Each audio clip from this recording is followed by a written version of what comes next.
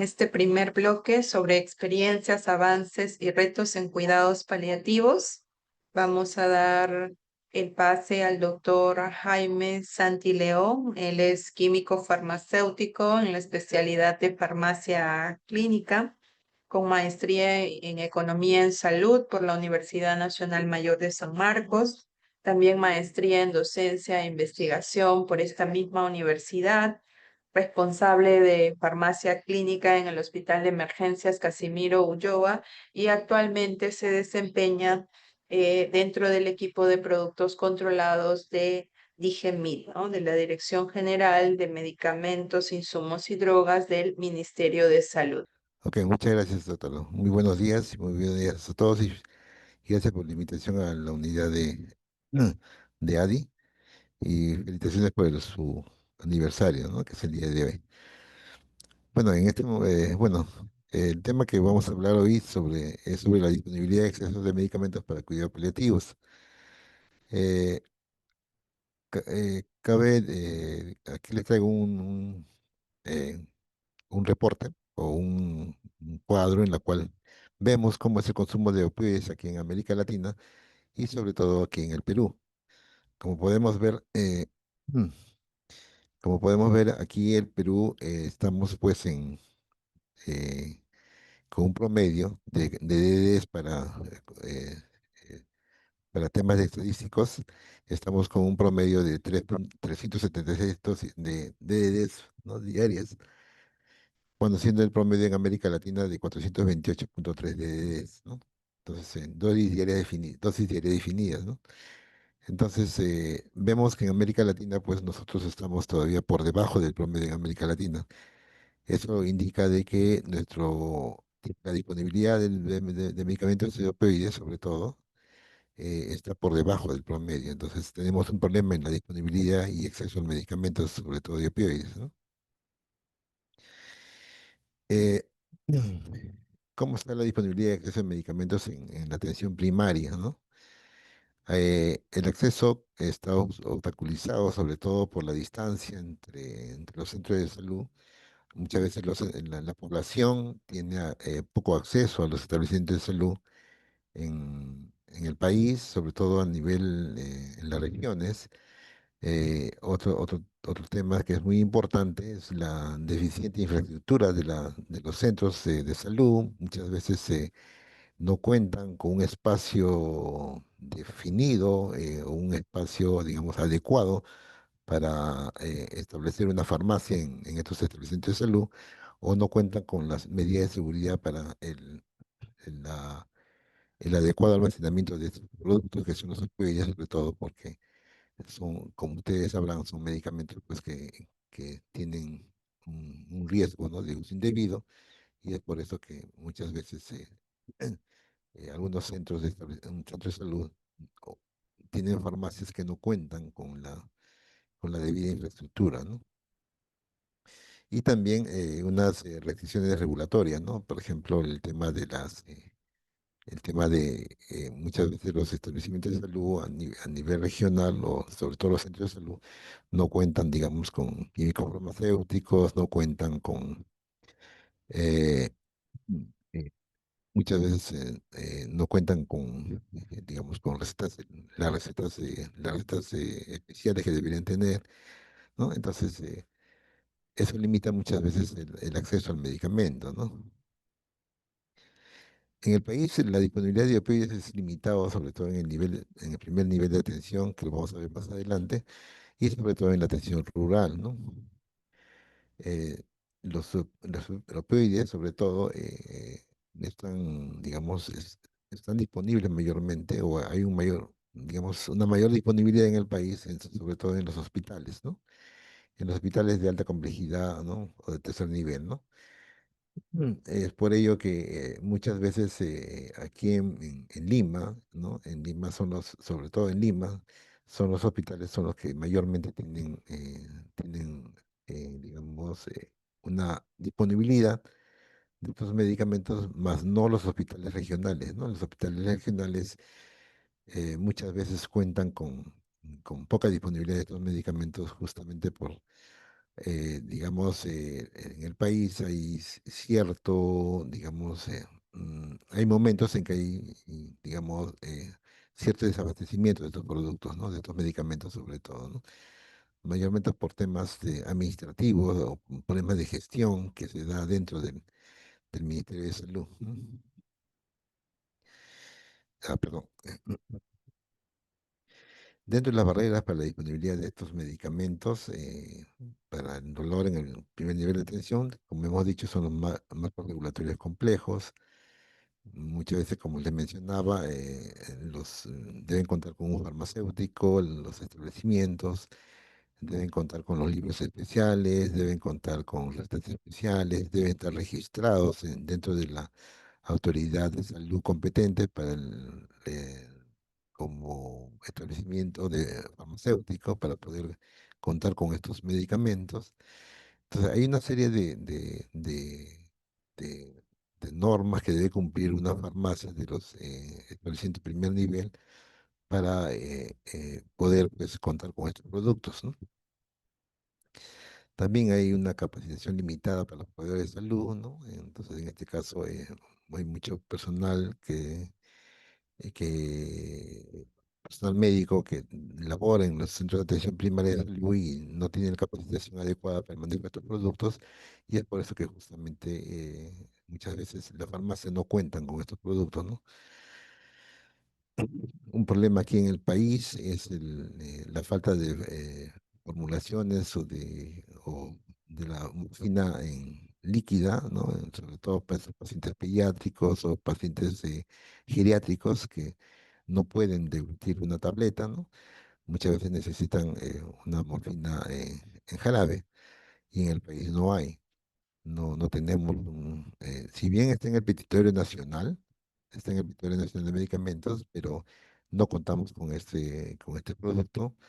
Se está trabajando para poder obtener un registro sanitario de este producto y poder contar en el país con morfina en jarabe, ¿no?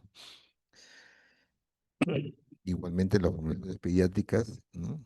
Y el acceso a la atención domiciliaria son escasos aquí en el país, lo que limita aún más el control efectivo de los síntomas. Un tema importante también es de que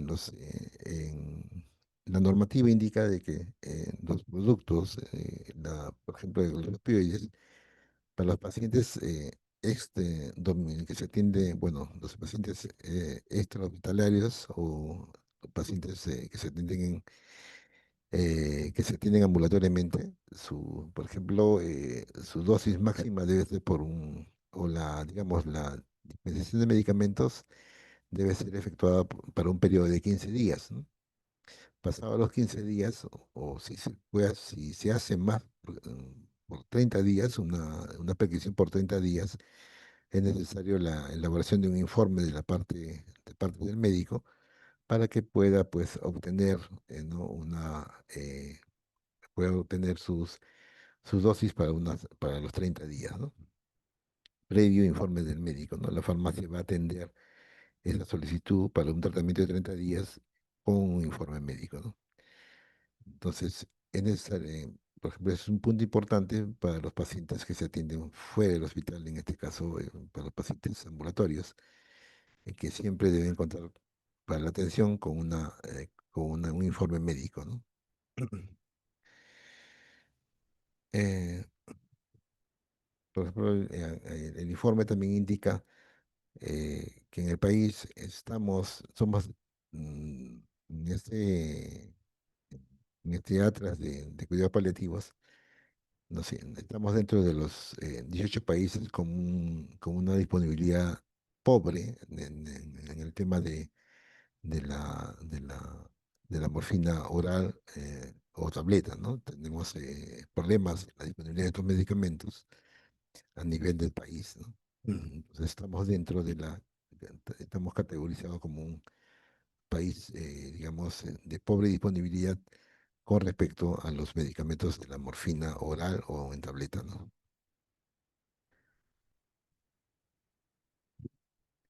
Otro es un tema muy importante que nos indica en la norma con el tema regulatorio, es que el reglamento de tuberculosis, como les mencionaba, indica que la adquisición de estos medicamentos es responsabilidad del químico farmacéutico, ¿no?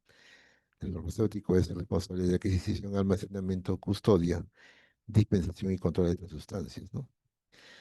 Y eso es un tema o es un punto en la normativa que muchas veces limita que pues, justamente en los centros de establecimientos de primer nivel de atención, sobre todo, recién en la normativa indica la presencia de un farmacéutico en la categoría 1.4, ¿no? En la categoría 1.4 recién se indica la presencia un farmacéutico, ¿no? Pero muchas veces en los primeros niveles de atención, sobre todo en la región rural, en la parte rural o aquí mismo en Lima, en la periferia de Lima, muchas veces los centros de salud no cuentan con farmacéuticos, ¿no? Siendo de 1.4 muchas veces no cuentan con farmacéuticos, a veces solamente cuentan con técnicos de farmacia, y esa situación limita el acceso de medicamentos en los primeros niveles de atención, ¿no?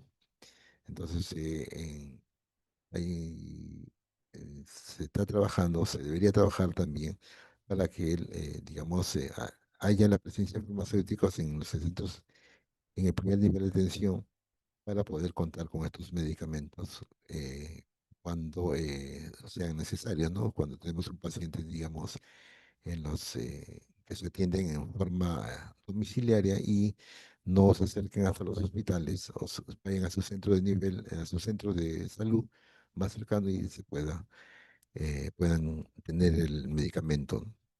Puedan contar con el medicamento, ¿no?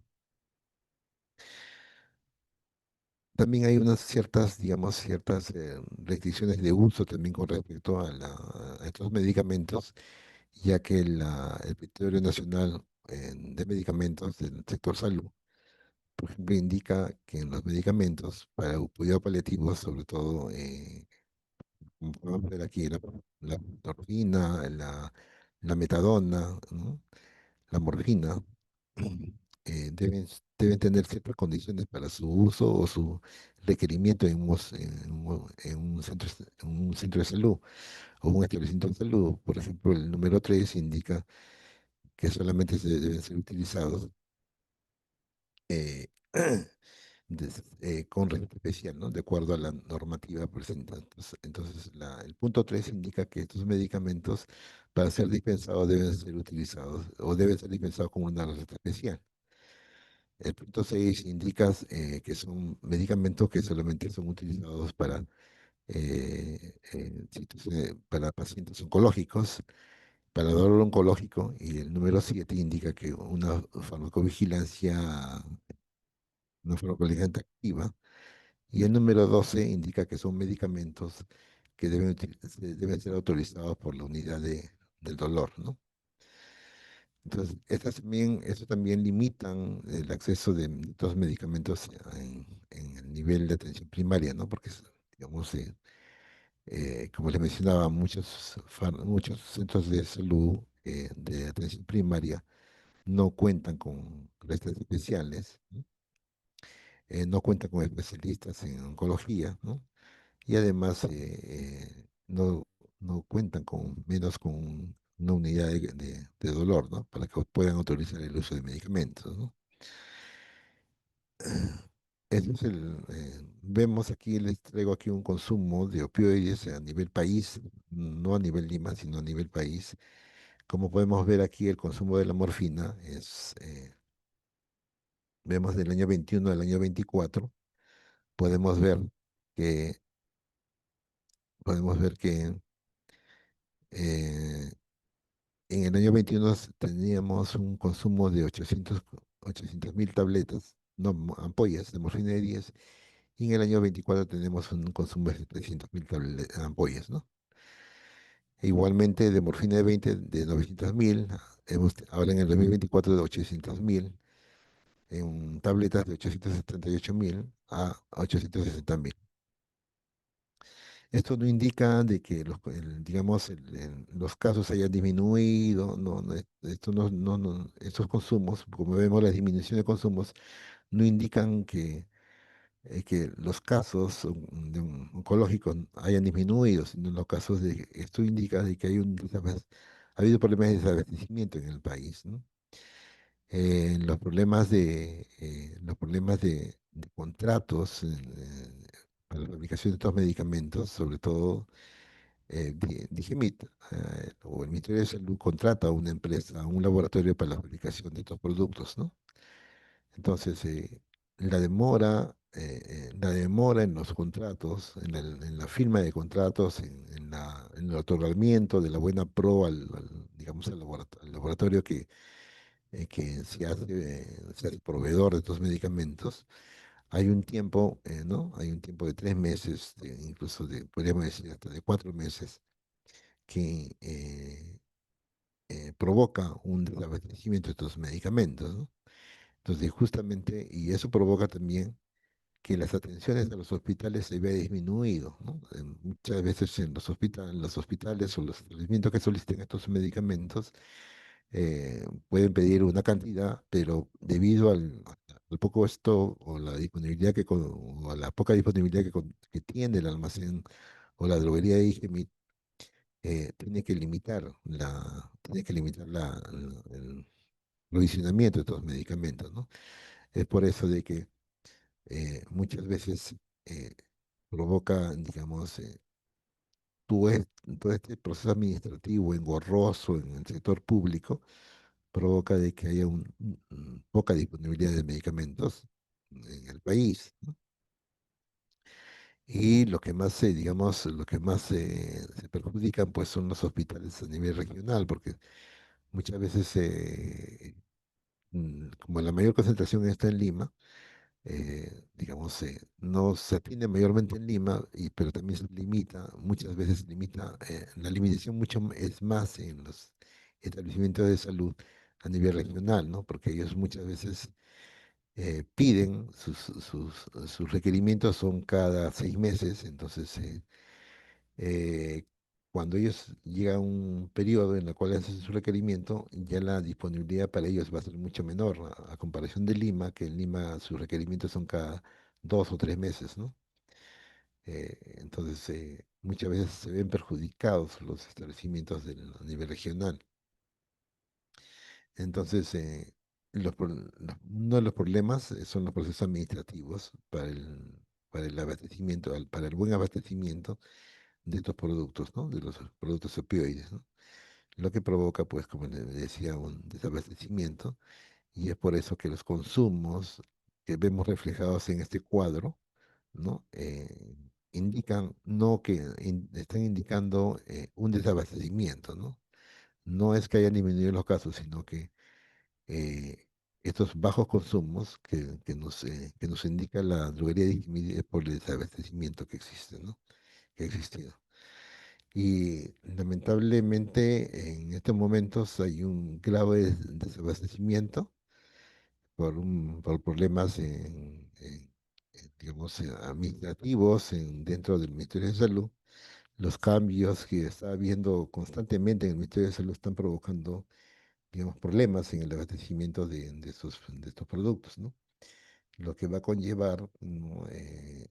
Esperemos que no sea así. Vamos a tener en estos meses, vamos a tener un problema quizás de desabastecimiento, digamos, que va a provocar, pues, digamos, un grave problema en el país, ¿no? Porque está existiendo problemas en el abastecimiento de estos productos, ¿no? Esperemos que no sea así, pero se está haciendo el esfuerzo para que todo esto pueda, no pueda perjudicar a los pacientes, ¿no? Entonces, bueno, esa es la información que les informo, les he podido traer y bueno, muchas gracias por la atención y nuevamente felicitaciones a la unidad de ADI en su aniversario por esta. Muchas gracias y bueno, buenos días.